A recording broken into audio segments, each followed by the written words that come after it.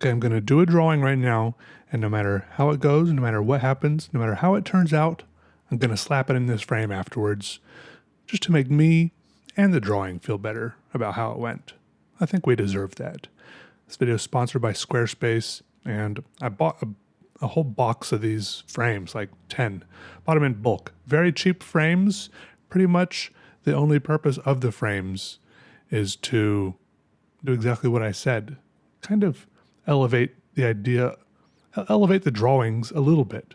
It's a regular drawing, except it's in a frame, right? It's kind of like patting the drawing on the back a little bit. It's like taking a regular microwave meal and putting it on a nice china plate. No, I take that back. That's too derogatory towards my drawings. Look, it's a bad feeling to hear other people constantly talk down about themselves or about what they're working on, what they're doing, right? Because, I feel like we've all listened to people and they're like, oh, my drawings suck. My art is awful. It's just so bad. And you're like, okay. Like, have a little self-confidence, some pride in your work. Be happy about it. Like, some people don't draw at all. Just be happy that you're making something. I think that's something to be happy about.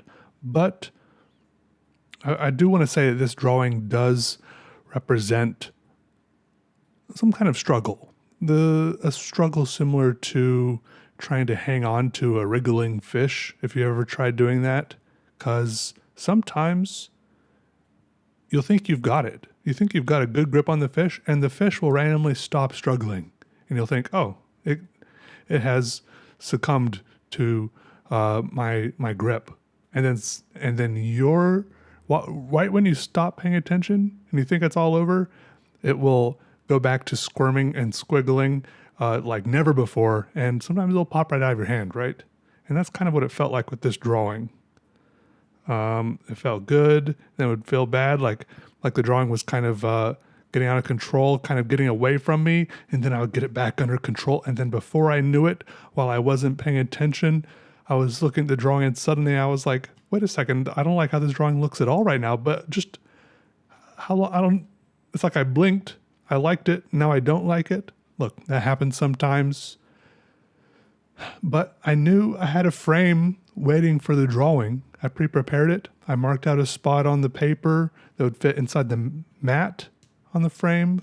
I knew I had a frame waiting for the drawing, so I knew I had to keep going to finish it, no matter what.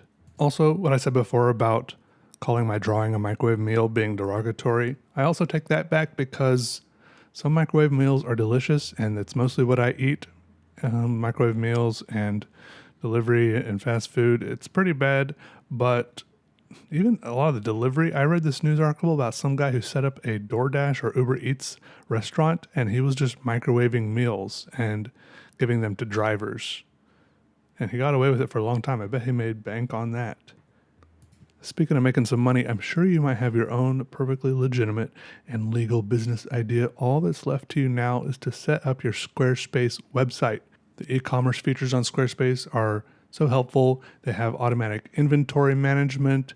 For example, when you mark an order fulfilled, it'll knock down your inventory count by 1 and then send the person who bought it an email with the tracking number, and you just sit back and relax and everything goes smoothly. So hop on there, scroll through all the cool templates they have, easily customizable to however you want to suit your business or personal preferences. So go to squarespace.com for a free trial. And then when you're ready to launch and get this thing started, go to squarespace.com/PeterDraws for 10% off your first website or domain. But unrelated to drawing, lately when I've been trying to fall asleep at night, I've been thinking I should pay attention to what position I'm in when I wake up in the mornings. Because I kind of toss and turn, and there are a few positions like my arm up here or turned over on my side or on my back with, a few different things I try. But I think if I wake up in a certain position, I'm probably in that position for a while. It must be comfortable enough to actually sleep in. There are some positions I try to fall asleep in, but ultimately they're not comfortable enough, and I ultimately toss and turn a little bit. But I never actually remember. Maybe I need to. I did try recording myself when I was sleeping once. The only downside of that is I didn't have some sort of infrared camera, and so I had to sleep with the lights on, and I had to sleep with a bandana over my face. But maybe I'll try that again just to see what my most common sleeping positions are, just so I can just start on a good position instead of. My problem is some of my sleeping positions, like that I try at the beginning, make like my various limbs fall asleep, or I drool too much or something. I'm a big drooler, but also one of my favorite things I've been doing lately to enhance my sleeping experience is to, I've started using nice, very girly shampoo, conditioner. I love how it smells. Have you ever just been walking down a hallway or even a street and someone walks by you and you're like, wow, you just get like a waft of their scent, and they're like, wow, their deodorant or their perfume, or sometimes with girls, it's just like, like coming off their hair, their conditioner, their shampoo just smells so good. And my whole life I've just been buying.